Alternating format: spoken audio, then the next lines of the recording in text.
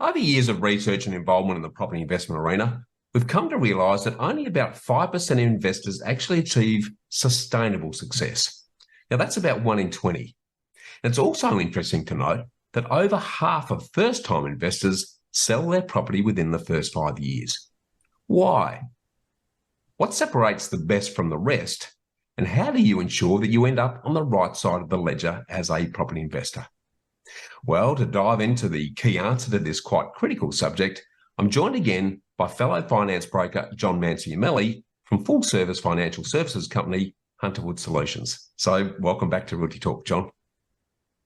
Thanks so much for having me back again, Bushy. It's been a very humbling exercise, mate, just listening to you and your guests. So, yeah, thank you. Very honoured.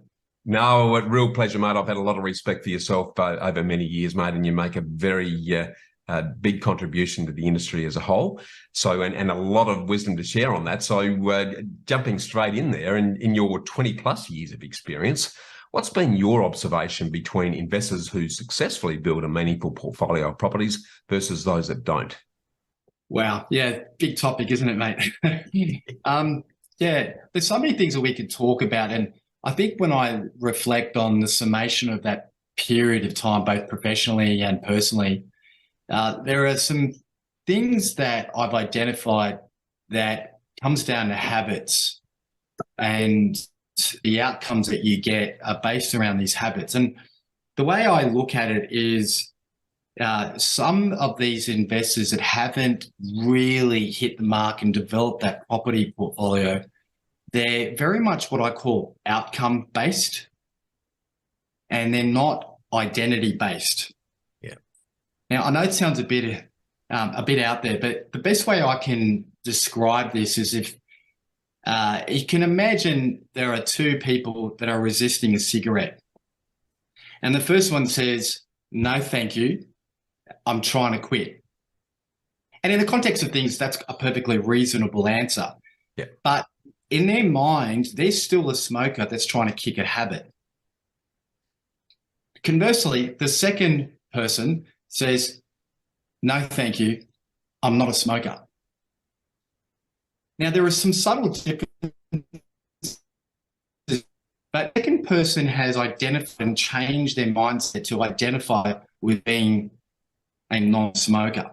And so in our world, Bushy, and you would have seen this, with those with those property investors who have gone on to becoming successful, they don't focus so much on the outcome, but they identify themselves as a property investor fundamentally to their core. Does that kind of make sense? Yeah, absolutely it does, because it's a completely different outlook and way of looking at the world, which starts to drive what they do as a consequence. So, and that was a great example. Do you have any other illustrations of what you mean then by the mindset of investors who didn't achieve their property goals then, John? Yeah, I've done something very sophisticated. For those of you that are watching this and not listening, I'll try and illustrate it as well. Sorry, explain it. So what I've got in front of me is 3 circles. And this is a typical investor who is outcome driven. So what we have, for those of you that can't see this, is we have 3 circles. And on the outer circle is we have the outcome. And an outcome in this case might be, I've got to get wealthy. I've got to get $50,000 per year income. Yep. And then what happens is they reverse engineer it and they start putting in processes to try and achieve that outcome. So that process might be, let's go and talk to our accountant. Let's go get a investment property savvy mortgage broker, and let's go talk to buyer's agents or property experts or something like that. Yeah. But what we have here is that we're missing the identity piece.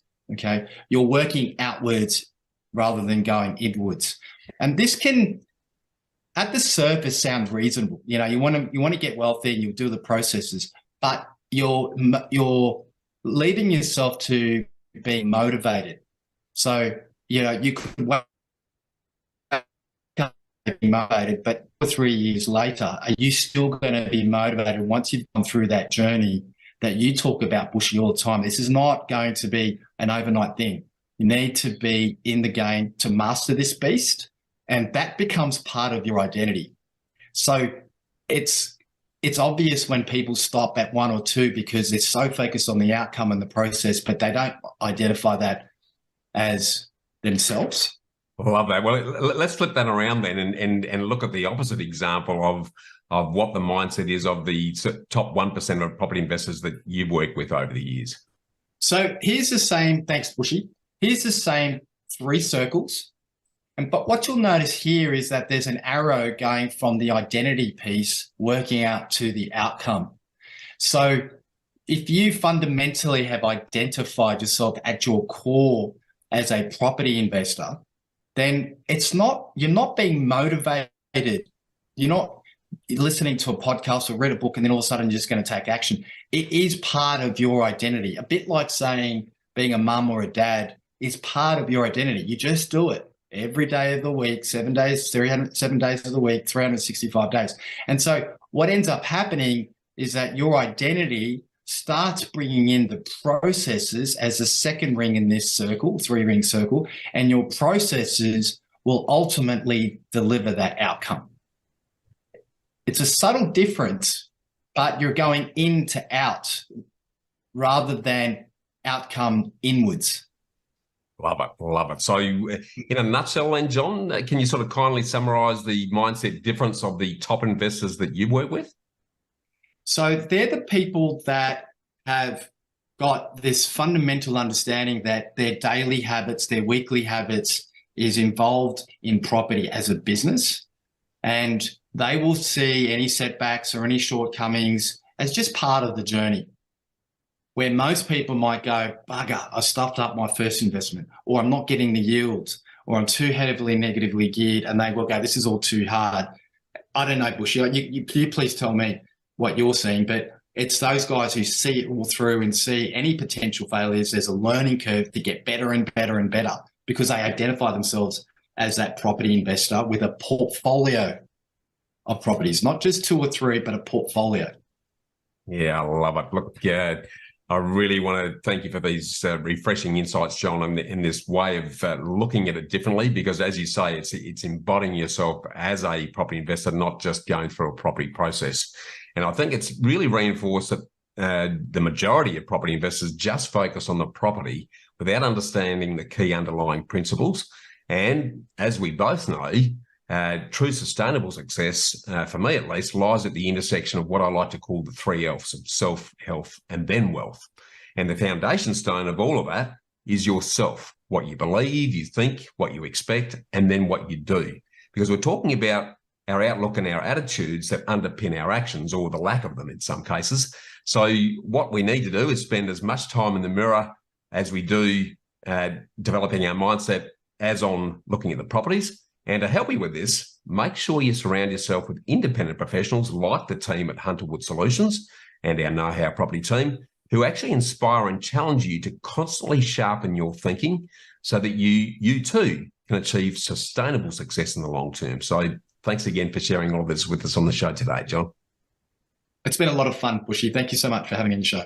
Looking forward to having you on again, mate. So you always bring a different and very value-added exercise to anything you contribute, John. So I really appreciate you joining us on Realty Talk. My pleasure. Thanks, mate.